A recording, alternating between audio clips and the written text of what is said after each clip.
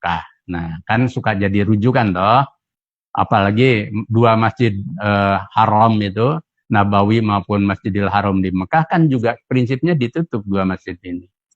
Yang ada sholat itu mereka yang ada di masjid itu dan memang harus dijaga kan, itu masjid utama. Ya. Tapi seluruhnya memang ditutup. Kami punya pimpinan cabang yang kami juga minta informasi langsung setiap saat ke mereka gitu kan. Jadi bahkan sekarang pemerintah Arab Saudi mengeluarkan keputusan untuk jam malam, intinya lockdown, itu sampai 4 hari setelah Idul Fitri tidak boleh keluar. Apakah Saudi Arabia yang punya Masjidil Haram dan Nabawi kurang keberagamaannya? Ulama besar juga di sana. Jadi coba aspek rasa dan kebiasaannya untuk saat ini dialihkan pada aspek ilmu kita dan ijtihad kita dalam beribadah, yang itu koridornya juga sesuai Quran, Sunnah, dan ijtihad. Nah, apa gantinya? Kan manusia itu kan suka ada kompensasinya. Coba buktikan saja sekarang, biarpun tidak di lapang, tidak di masjid, kita ini menjadi lebih bertakwa, itulah. Menjadi lebih bertakwa. Setidaknya tiga contoh yang saya sampaikan tadi, yang kita bicarakan sekarang ini. Kalau masih tetap, berarti kan agamanya ya sebatas itu. Suatu saat ada orang yang di bulan Ramadan memaki-maki hamba sahayanya. Nabi dengan penuh santun mendatangi orang itu lalu, "Hai fulan, makanlah itu makanan yang ada di dekatmu." Orang itu protes, "Nabi, aku sedang berpuasa." Apa kata Nabi? "Rubbat shaim laisa min siyamihi ilal ju' wal 'atas." Banyak itu orang berpuasa, nggak ada hasilnya, kecuali lapar dan dahaga. Intinya Nabi mengkritik orang itu. Puasa kok caci maki orang. Jadi coba, maka yang penting Mas Syafri termasuk di Riau, hentikan silang sengketa, saling menyalahkan, kemudian saling merasa diri paling benar. Nah sekarang yang penting di Muhammadiyah. Ikuti instruksi PP Muhammadiyah, insya Allah itu bisa dipertanggungjawabkan dunia akhirat. Apalagi tarjih itu sudah jama'i loh, itu tarjih itu. Bukan fardi, artinya keputusannya itu kolektif. Tinggal sekarang ujian kita berorganisasi. Nah sampai ke bawah. Bisa enggak ngikuti itu ranting?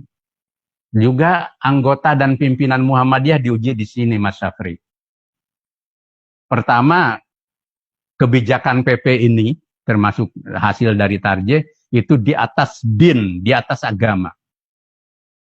Pertimbangan situasionalnya juga maqasidus syariah.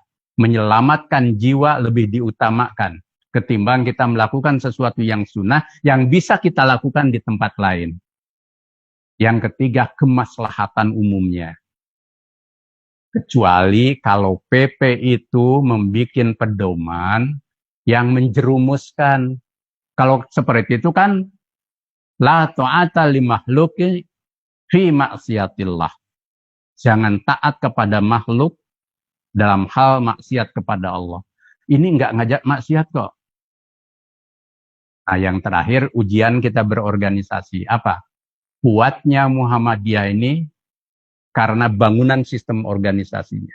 Dari pusat sampai bawah. Kalau ada kebijakan, kita ikuti. Coba bayangkan kalau besok kita beda-beda lagi. Ketika kita sudah menetapkan hari raya Idul Fitri, Idul Adha, tahun depan misalkan.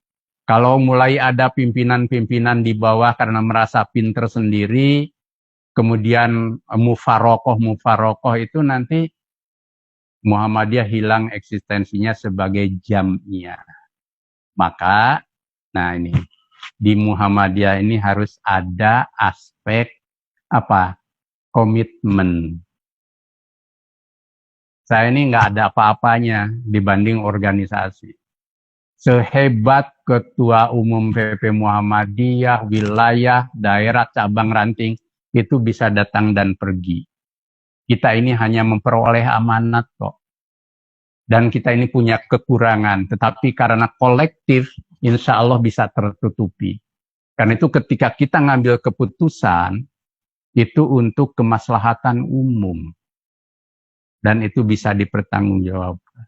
Jadi kalau masih ada 1-2 anggota, kader, pimpinan masih ingin sendiri-sendiri, menurut saya dari lubuk hati yang paling dalam dan dengan kerendahan hati, mari belajar berjamaah dan berjamiyah dengan baik. Insya Allah tidak akan kehilangan kok. Misalkan kalau yang masih protes itu ilmunya tinggi, dengan mengikuti kebijakan PP itu tidak akan turun ilmunya. Wibawanya juga insya Allah tidak akan turun. Tapi kuncinya apa? Lillahi ta'ala dan ikhlas dalam berorganisasi. Begitu Mas Safri ya. Makasih. Ya, demikian untuk Mas Safri ya. Semoga puas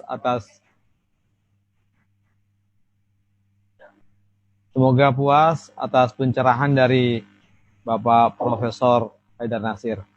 Satu lagi pertanyaan terakhir sebelum kita tutup acara ini, ada dari Ibu Mahmudah, LPPA PWA Sulawesi Selatan. Saya persilahkan kepada